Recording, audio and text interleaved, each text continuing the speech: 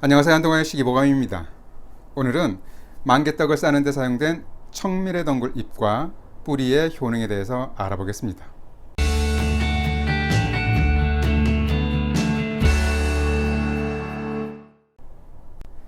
경상북도 의령에는 토속 음식으로 만개떡이 있습니다.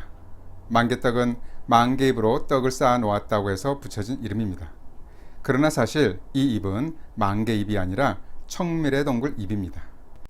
경상도 지역에서 청미래 덩굴을 만개나무라고 부르기도 하지만 실제 만개나무와는 무관합니다. 오늘은 청미래 덩굴의 효능에 대해서 알아보겠습니다. 청미래 덩굴은 백합목 백합과 청미래 덩굴 속의 낙엽 덩굴나무입니다. 청미래 덩굴의 뿌리줄기를 한자로 발개라고 하고 잎은 발개엽이라고 합니다. 청미래 덩굴의 뿌리는 특히 토복룡이라는 이름이 있습니다. 토복룡은 청미래 덩굴이나 광엽발개를 기온식물로 하는 뿌리를 말합니다. 상기래라는 이명도 있습니다. 청미래 덩굴은 잎보다는 뿌리인 토복룡을 주로 약용합니다. 청미래 덩굴은 발개, 토복룡은 광엽발개의 뿌리로 구분짓기도 합니다. 하지만 발개와 광엽발개의 효능은 비슷하기 때문에 청미래 덩굴의 잎은 발개여 뿌리를 토복룡으로 칭하더라도 문제되지 않겠습니다. 청미래 덩굴 잎은 성질은 따뜻하고 독이 없습니다. 중약 대사전에는 풍종, 창절, 중독, 염창, 화상을 치료한다고 했습니다. 잎을 술에 담가서 우려서 먹거나 외용제로 해서 생것을 짓짓거나 말린 것을 가루내서 상처에 바릅니다. 청미래 덩굴 잎을 이용해서 떡을 쌓아 놓았을 때 쉽게 상하지 않고 신선도가 유지되는 이유는 바로 청미래 덩굴 잎의 항산화 효과와 항균 효과 때문으로 생각됩니다. 이러한 효과가 실제로 피부에 적용했을 때 상처의 감염을 막고 소염작용이 있으면서 상처를 빠르게 회복시키는 것으로 판단됩니다. 청미래 덩굴 잎에는 루틴이 다량 함유되어 있습니다. 루틴은 비타민 P인 폴리페놀의 일종으로 모세혈관을 튼튼하게 해서 자반증이나 피멍에 좋습니다. 루틴은 특히 혈압을 낮추는 성분으로 메밀, 감자, 아스파라거스, 감귤류, 팥 등에도 포함되어 있습니다. 수용성이기 때문에 물에도 잘 녹아서 청미래 덩굴 잎을 말려두었다가 차처럼 끓여 마셔도 좋겠습니다. 본인은 만개떡이 만개잎으로 만들어서 붙여진 이름으로 생각했습니다. 예를 들면 쑥으로 만든 쑥떡이나 모시잎으로 만든 모시떡처럼 말이죠. 그러나 만개떡은 청미래 덩굴 잎으로 만든 떡이 아닙니다. 청미래 덩굴 잎은 단지 신선도를 위해서 떡을 포장하는 용도로만 사용되었을 뿐입니다.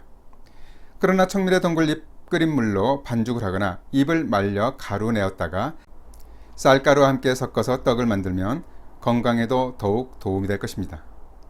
실제 재료로도 넣고 떡도 싸면 금상첨화겠죠. 청미래 덩굴의 뿌리인 토복룡은 맛은 달고 담백하며 성질은 평하고 독이 없습니다. 신선히 먹었다고 해서 선유량이라고 했습니다.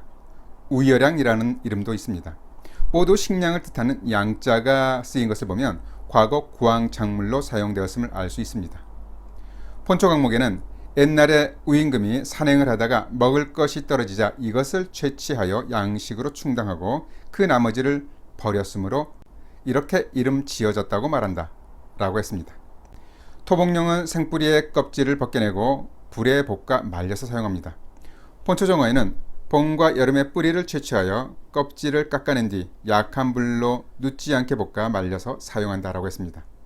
이 상태에서 가루를 내서 먹어도 좋고 환을 만들거나 끓여서 먹어도 좋습니다. 토복룡은 과거 곡식을 대신했습니다. 본초 강목에는 곡식으로 삼아 먹으면 굶주리지 않고 건강하게 하고 잠이 오지 않게 한다고 했습니다. 또한 비위를 튼튼하게 하고 속을 조화롭게 하여 설사를 먹게 한다고 했습니다. 토복룡은 근골을 튼튼하게 합니다. 본초 강목에는 근골을 강하게 하며 풍습을 제거하고 관절을 부드럽게 하며 경련이나 뼈가 아픈 증상을 치료한다라고 했습니다. 근육과 관절을 튼튼하게 하면서 근육통과 관절염에도 좋습니다. 토복룡은 종기에 좋습니다. 본초 강목에는 악창이나 옹종을 치료한다라고 했습니다. 악창이나 옹종은 모두 악성 종기를 말합니다. 앞서 청미래 덩굴잎이 종기에 좋다고 했는데 역시 뿌리에도 효과가 있다는 것을 확인할 수 있습니다. 보통 식물을 보면 뿌리와 줄기, 잎 등은 비슷한 효능을 보이는 경우가 많습니다. 토복령은 수은 중독의 특효입니다.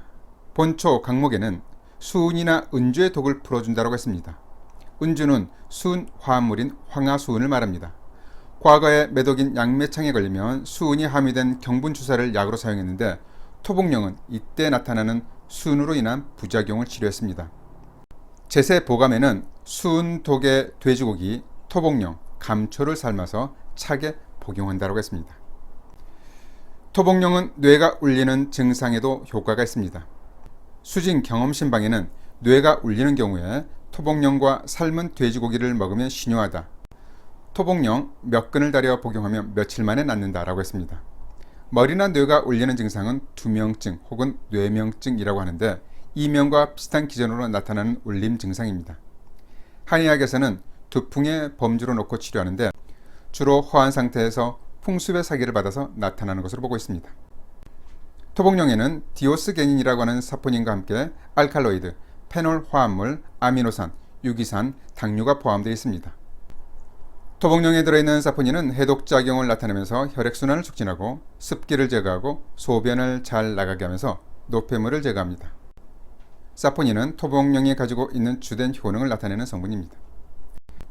토복령은 습에는 좋지만 열에는 사용하지 않습니다. 본초 종화에는 토복령을 복용했는데 효과가 없는 것은 화가 치성하고 습은 아직 울체되지 않았기 때문이다. 토복령은 습을 제거하는 데 장점이 있지만 열을 제거할 수는 없다라고 했습니다. 그래서 토복령은 습이 울체된 만성질환에 다용되어 온 것입니다. 토복령은 다이어트를 할 때 복용해도 좋습니다. 특히 절식 중 식욕을 조절할 수 있어 도움이 될 것입니다. 갱년기 때 나타나는 비만과 함께 혈액순환에도 좋고 관절 건강에도 도움이 되기 때문에 효과적입니다. 특히 부종이 동반된 비만의 다이어트에 좋겠습니다. 올해는 오랜만에 만개떡을 주문해서 먹어봐야겠습니다. 떡을 먹고 나서 떡을 감싼 잎은 말려서 차로 마셔봅시다. 바로 청밀의 동굴 잎차가 되겠습니다. 게다가 청밀의 동굴 뿌리를 구할 수 있다면 또한 건강을 위해 활용해 볼 만합니다. 만개떡을 만개잎이 아닌 청밀의 동굴 잎으로 쌓아 놓아서 더 다행입니다. 잘 들어보셨죠? 그럼 한동안의 시기봉화 마칩니다. 감사합니다.